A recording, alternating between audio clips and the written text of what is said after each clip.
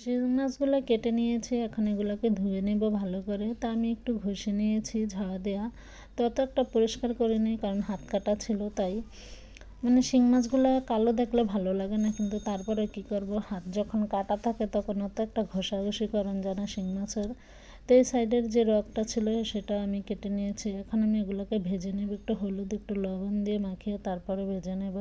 আমি সবগুলো মাছ একসাথে দিয়ে একটু নাড়াচাড়া করে তারপরে এগুলো মানে সাইজ মতো একটা একটা করে বিছিয়ে তারপরে ভেজে নেব। হয়ে গেল আমার শিং মাছ ভাজা।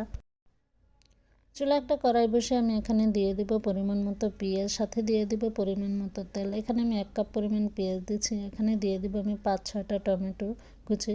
এগুলো দিয়ে এখন দিয়ে দিব 1/2 চা চামচ পরিমাণ লবণ। লবণটা দিয়ে নাড়াচাড়া করে তারপরে দিয়ে দিব 1 চা চামচ আদা রসুন পেস্ট।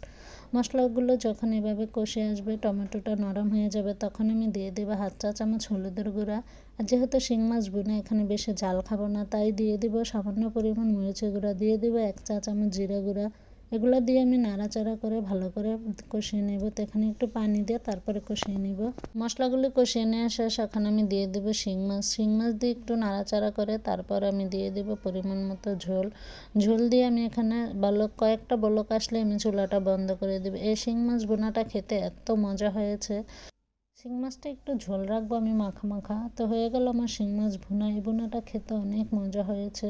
সবাই চেষ্টা করবেন শিং মাছ এভাবে একটু ভুনা করে খেতে, তাহলে মানে ছোটোবেলা রান্না করলে যে স্বাদটা পেতাম সেটা আসল টেস্টটা পাওয়া যায় শিং মাছের।